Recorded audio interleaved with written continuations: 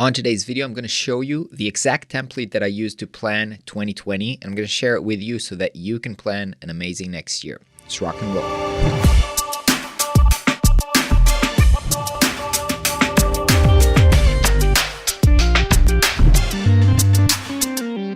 Hey everybody, what's up? So I've been spending the last week planning how I want to conquer 2020, and by doing this, I've actually developed a template which is better than anything I had before. I'm using Coda for it. I want to show you, walk through this template, show you how I use it, then give it to you, and hopefully you'll be able to use it, whether you use Coda or not, I don't care, but hopefully it's going to help you be more impactful with what you're going to do in the upcoming year. So let's dive into it. First of all, I'm doing this with Coda. Coda is basically like Notion. Like there's a lot of tools like these, which are kind of like upgraded docs. I love using Coda. I've been working with over a year. I don't remember why. I tried Notion for some reason. I didn't really like it. Moved to Coda. It was free. So I just used it up until now. Now it also costs money, but I'm so in love with it and I'm basically running my whole business with it. So I kept using it. So this is basically how it looks like. This is the nice thing about it. It's basically a doc, like a smart doc, but you can nest other things in it in kind of like folders and stuff like that. So let me show you how my yearly planning template looks like. And it's basically a combination of a lot of frameworks from a lot of books that I read. I've put it all into action and I think it worked really well for me. So let's start with the first thing. So the first thing is kind of a midterm vision. I call it midterm because it's not like super long term, but it's like, let's look 5 years into the future and imagine what you want your life to look like. I think this is a core first step in planning, because if you don't know where you're going to get in a little bit longer term, you don't know how to plan what you're going to do this year if you don't know that it's going to lead you to where you want to get to eventually. And again, not eventually like at the end of your life, but 5 years from now, I think it's reasonable. And I divided this into how I want my life and family to look like and what I want for my business at this point. So here, it's basically just like writing. It's basically a few paragraphs that I wrote for myself, like for my family, we're going to be living in this neighborhood, in this kind of house. This is how our life's going to look like. This is what the kids are going to do. This is whatever, what vacation we're going to take. Basically kind of tell the story of our family, how I want it to look like in 5 years. And the same for my business. How much money will I be making? What will I be doing to generate that money? And basically kind of what I envision for the family and the business. All right. So now that I do this, I kind of move a little bit more concretely into the 2020 goals. And the way that I do this is basically based on the framework by Zig Ziglar. Zig Ziglar, if you don't know him, is a great, super great motivational speaker. And he has an audiobook that maybe it's a real book, but I listened to an audiobook. I think it's kind of recorded from a live seminar about goal setting. And basically it comes down to this. First of all, you need to list down everything that you want in your life. Like, yeah, I want to make a lot of money. Yes, I want to go out with my wife every day. Yeah, I want to be with my family, whatever. Just list everything that you want to do. But after that, you do this, you basically have to narrow it down, because you can do everything you want, but you just can't do it in the same time, right? You have limited effort. So you need to understand what's more important and what you want to focus on. It's probably not practical to focus on more than 2 or 4 real things, like core initiatives that you want for yourself. And that's why it really helps to write why it matters. So you write why it matters to really explain why it's important for you to hit those goals. I mean, if it's just like, I need to make more money. Why? Why do you need more money? Why would you work hard to achieve something? And if you explain that, if you come up with a rationale, that really helps to drive whether it is important, whether it's going to give you motivation. If you really know why you are working to achieve something, that really helps you to focus and narrow down what you want to do. So basically you can list everything that you want, and then you can list why it matters. And when you list why it matters, you will realize from these goals which are more important and which are just nice to have, and you can keep them on the list. So what I do is I'll end up probably with a list of 10, 15 things, and I'll just put the 2 to 4 things at the top, which I thought are really critical, and I'm going to make them bold. And those are the things that I'm going to follow up on. Those are the things that are critical, that I know that if I have to make a trade-off, this is what's going to happen. even though it's nice to have to really know that the other things are also important to you in that sense. Now, once you have that done, you move into the obstacles. So now you start thinking about, wait, why I don't have that already? What's stopping me from having these things already? And you list them down. Once you list down the obstacles, that really helps you to understand what you need to do and what you need to change. And it usually comes down to two things that you are lacking. Either you don't have the skills or knowledge to do something, or you need help from other people or organization, right? So here, after you've listed the obstacles, you need to list what skills you don't know that you need to acquire, and who are the people that can help you achieve that. That's really focusing on the people that can help you achieve that, people or organization that can help you achieve it. It's really, really critical. For me, for example, I know that one of my skills that I have to develop this year, that I understand that I don't know enough, I don't have that skill, is hiring people. I just don't have that skill. So I list that down here. I know it's an obstacle for me to grow my business. Once I know that, now I can start thinking, so who are the people that can help me become a better hiring person? Which organization? If I hang out in which group, will it help me? Obviously, most of my friends are freelancers. If I hang out with freelancers who don't hire anyone basically full-time to work for them, that's not going to help me acquire the skills. So who are the people that I need to hang out with? Understanding that and being focused on that can really help you be clear on how to achieve those specific goals. Once you have all that set up, it's time to think about the strategy to getting those goals and being more practical about it. So this is where I'm going into the current state diagnosis, and you have to understand where you are right now. What do you have, and what is the strategy for achieving those goals? Now, all this analysis is actually based on the book Good Strategy, Bad Strategy. It's basically the framework to think about strategy. You can think about it as business strategy or life strategy. It doesn't matter, but you have to understand. I think this framework is really, really helpful. So it starts with understanding what's going on, right? Let's really understand what are the facts, not things that you think, but what is really going on? What are the facts on the situation?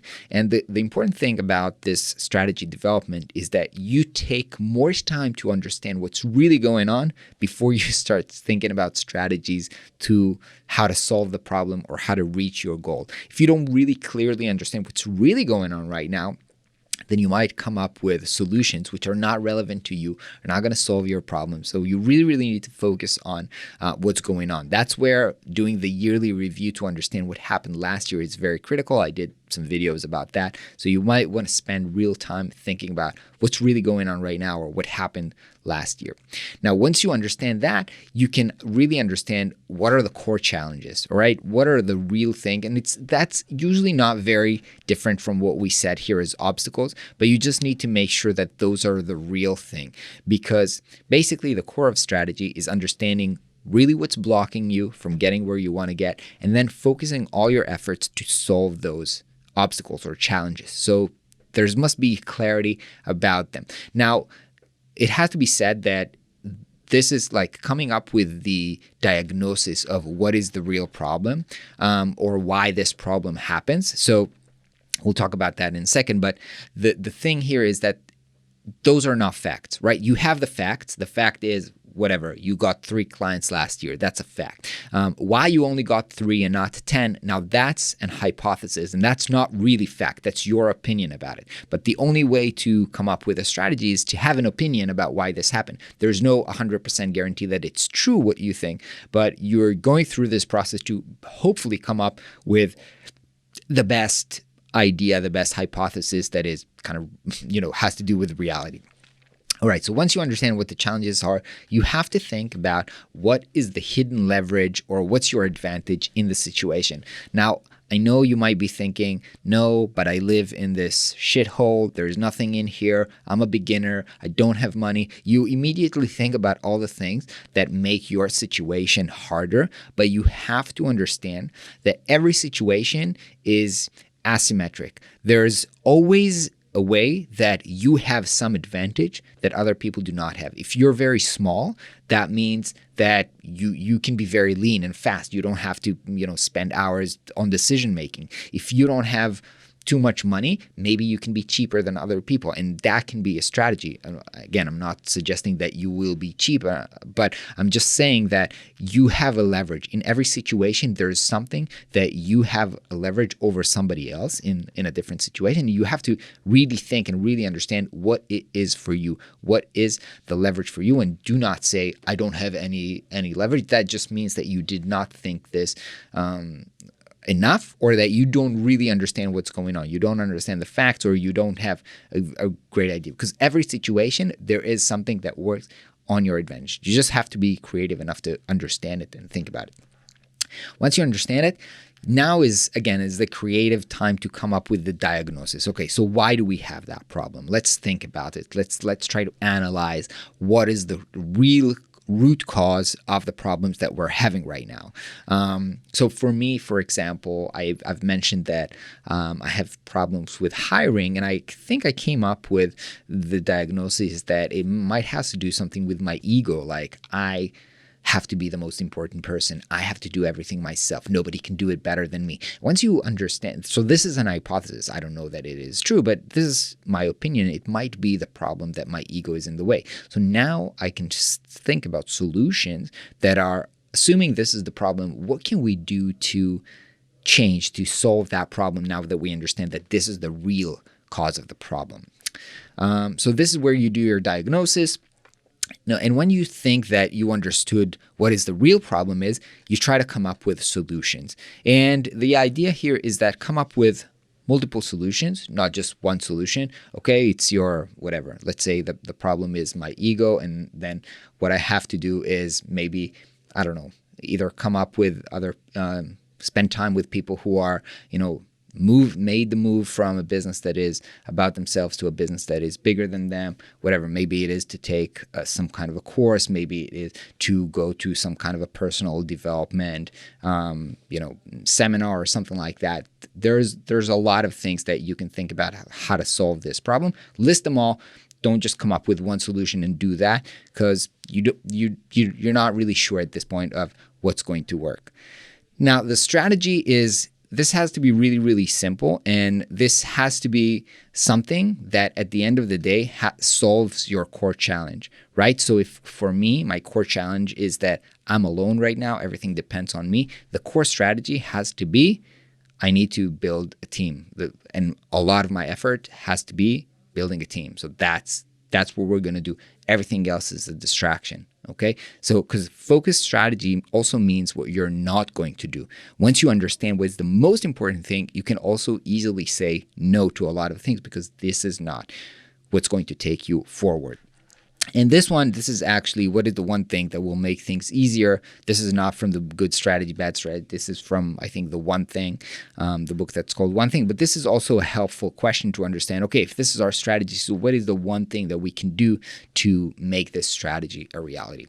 Once you have all that kind of high-level planning and strategy for your next year, it's time to take it into an actual action plan. The way that I do this is the easy thing for me is to plan it based on quarters. So quarter, 3 months sessions.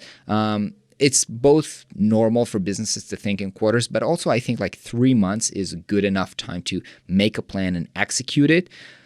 Less than that, it's too short maybe, and more than that, it takes too long to see the results. So I feel like 3 months is actually a good kind of like a business sprint to test something or build some kind of initiative. Now, before I actually do that, I always come up with, I try to understand what assumptions am I working on, because a lot of times when you come up with the plan, you forgot that everything here that we wrote about is based on an hypothesis.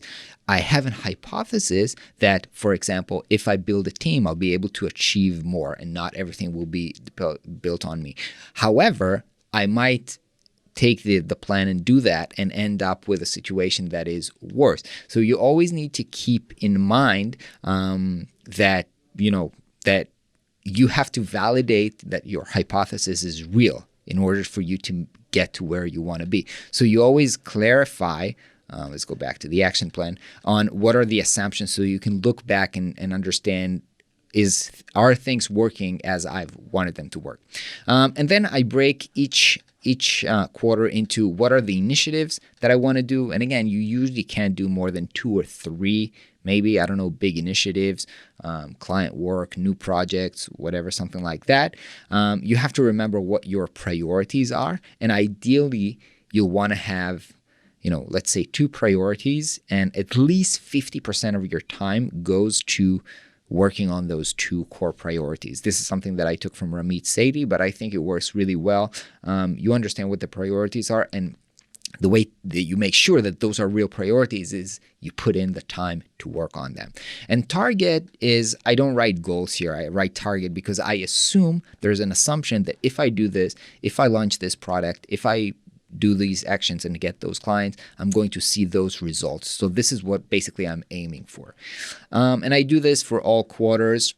And basically this is my target revenue. And this is also how I want to allocate my time. So as I said, I'm trying to allocate at least 50% of my time on those key priorities. But here I'm actually writing, so if my priority is whatever, marketing and product are my key priorities, right? I want to, create content and create a new course. So 50% on both means, let's say 25% and 25%.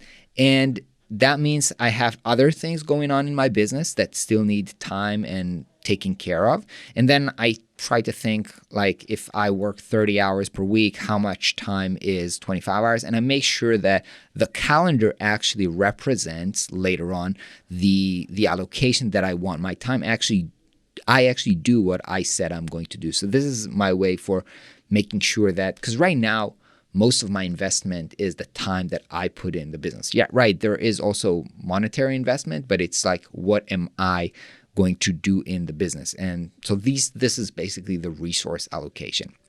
So this is my action plan. I also work on personal development plan because I don't remember if it was Zig Ziglar or some other motivational speaker, but basically, if you're not working to develop yourself, you are the core asset in your business. And for me, kind of the quote that I work by, which I don't remember where I heard it, but if 6 months haven't passed and I don't think like, oh, dude, I was so stupid 6 months ago, means I'm not personally growing fast enough. So I'm always trying to learn more so that I'll be smarter than what I was before. So for my personal development, I always think about goals, like what am I trying to solve for? And you remember that I wrote here basically what are the skills that I need or who are the people that I need. So usually the goals of the personal development would be to answer those things, right? Those are the skills that I need. So how am I going to acquire those skills? And then I list here online courses or events that usually can help me grow and develop either those skills or meet those specific people. And I plan and try to schedule ahead my year for what do I want to achieve this year in those senses. I also put here random ideas because from doing this, just while writing all these things, I had a bunch of ideas that I could not fit into the action plan or were not I don't know what's going to happen to them, but I had ideas. So I just wanted to make sure that I keep track on them and I don't lose them. Once the yearly planning is done, it's time to do, basically every quarter, I will do a breakdown. So I already have kind of an action plan for this quarter. Basically, I will copy paste that into here, but I will also start breaking it down into actual tasks that I'll be needing to do this quarter. And based on this, I will actually plan my calendar. And then because I'll be working for the rest of the year with this doc, I also have here at the end of the quarter, I'll do a review of the quarter and I'll have some takeaways. So this thing, I will actually duplicate it for Q2, Q3. And this whole doc will host my whole learning and planning and reviewing of the whole year. So that is it. I will link this doc in the description below. If you want to copy it, if you want to dive deeper, if you want to duplicate it, whatever, you're welcome. Would love to hear how you're working on planning your next year. I saw on Instagram that Anfisa shared her yearly planning on Instagram on Notion template, which also looked phenomenally well. So that's really, really cool. But this is my personal take based on, the strategies that work for me, the books that I read. I try to implement the frameworks this way. Would love to hear if that's helpful for you. I'll see you in the next video.